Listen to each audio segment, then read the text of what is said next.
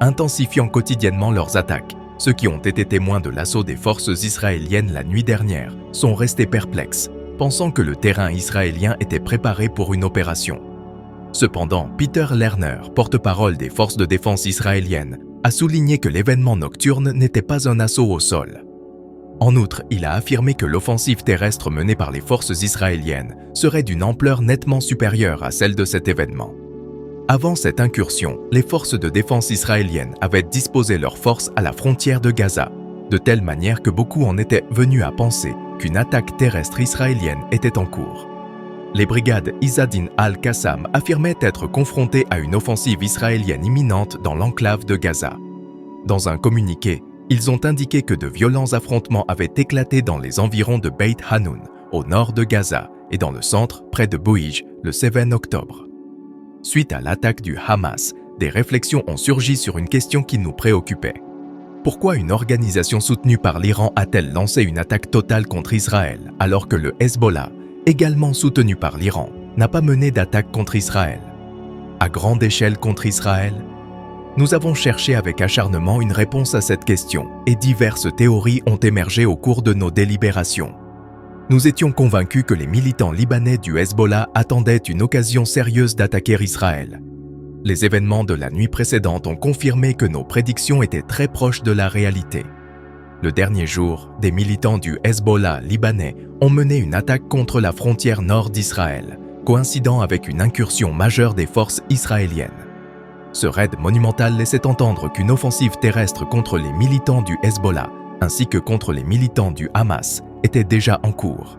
Suite aux attaques du Hezbollah, la frontière nord séparant le Liban et Israël ne diffère en rien de la frontière avec Gaza.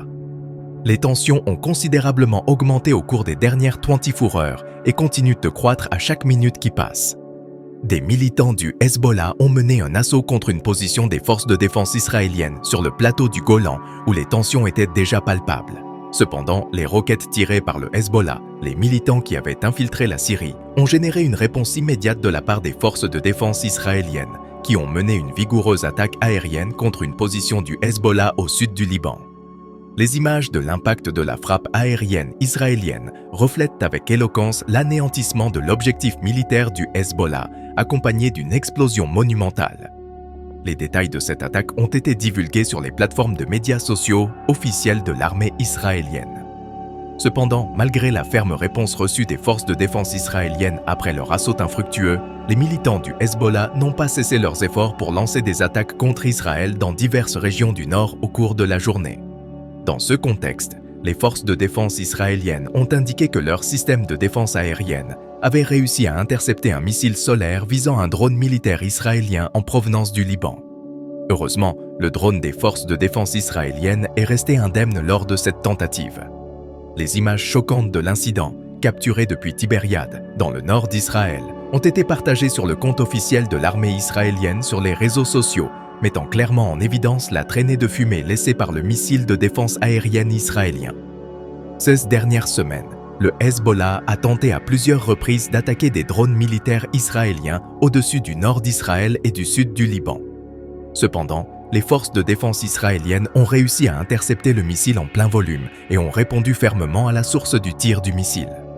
En plus de cette attaque, des informations ont été publiées sur les projets des militants du Hezbollah libanais de lancer des attaques avec des missiles guidés anti-chars dans 2 endroits différents. L'une de ces tentatives d'attaque a été interceptée par les forces de défense israéliennes, qui ont confirmé avoir touché une cellule terroriste qui s'apprêtait à mener une attaque avec des missiles guidés anti-chars depuis le sud du Liban. Les forces de défense israéliennes ont mené une attaque de drone contre une cellule terroriste dans le sud du Liban, qui s'apprêtait à lancer une attaque avec des missiles guidés anti-chars dans une zone proche de la communauté de Hanita, au nord du Liban. Des images de cette audacieuse attaque israélienne ont été partagées publiquement. En parallèle, une autre tentative d'attaque avec des missiles guidés anti-chars planifiée par le Hezbollah a déclenché les sirènes d'alerte dans les communautés de Haute-Galilée de Misgav Mar Galio, situées près de la frontière libanaise.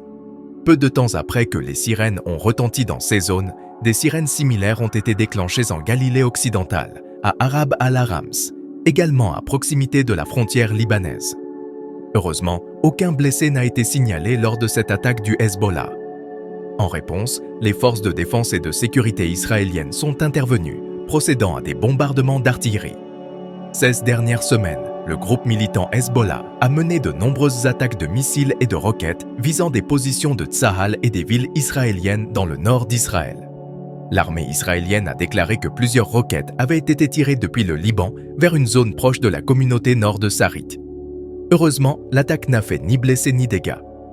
En réponse, les forces israéliennes ont procédé à des bombardements d'artillerie en direction des sources des tirs de roquettes. Presque immédiatement après cet incident, des sirènes d'avertissement de roquettes ont été entendues dans la ville de Choula, au nord du pays, située près de la frontière libanaise. Peu de temps après ces alarmes, le Hezbollah a tiré 3 roquettes en direction de la région de Choula, dans le nord d'Israël. 6 roquettes ont touché des zones dégagées, sans faire de blessés ni de dégâts matériels importants. Ces attaques ont placé les forces de défense israéliennes dans une position qui exigeait une réponse énergique.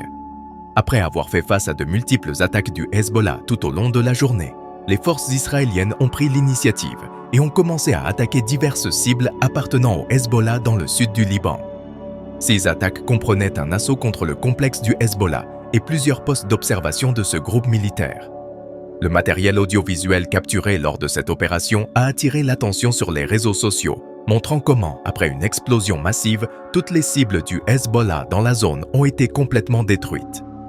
Cette action des forces de défense israéliennes démontre que l'armée israélienne adopte une approche proactive à la frontière nord, malgré le récent éclatement du conflit à la frontière de Gaza. La défense israélienne a réorganisé ses forces, redirigeant la plupart d'entre elles du nord vers le sud et déployant des réservistes au nord. Cette décision stratégique a été prise en raison des craintes que si les militants libanais du Hezbollah lançaient des attaques depuis le nord, alors que les forces de défense israéliennes étaient engagées dans des opérations terrestres prolongées sur la ligne de front sud, les réservistes de la région pourraient se retrouver submergés. En effet, cette situation pourrait conduire à devoir rapatrier de nombreux soldats stationnés dans la bande de Gaza vers leur position au nord, ce qui affaiblirait les forces israéliennes face aux militants du Hamas dans la bande de Gaza. C'est pourquoi les forces israéliennes doivent tenir à distance les militants du Hezbollah libanais, en faisant tout leur possible pour empêcher leur approche de la frontière nord et garantir ainsi la sécurité et l'efficacité de leurs opérations sur les deux fronts. Le but des attaques menées par les forces du Hezbollah s'aligne directement sur la théorie avancée. Ce groupe militaire soutenu par l'Iran s'efforce d'entraver les opérations terrestres prévues par l'armée israélienne, afin d'empêcher les forces de défense israéliennes d'éliminer complètement le Hamas. Cependant, quelle que soit la stratégie adoptée par les militants du Hezbollah, il est peu probable qu'ils soient en mesure d'empêcher l'armée israélienne d'entrer dans la bande de Gaza et de parvenir à l'éradication complète du Hamas. Après l'épisode tragique du 7 octobre, de hauts responsables israéliens ont réitéré leur détermination à ne pas s'arrêter tant que le Hamas ne sera pas complètement éliminé.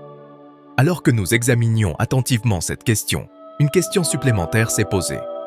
Les forces de défense israéliennes mèneront-elles une opération terrestre contre le Hezbollah au Liban, après avoir neutralisé les éléments du Hamas à Gaza?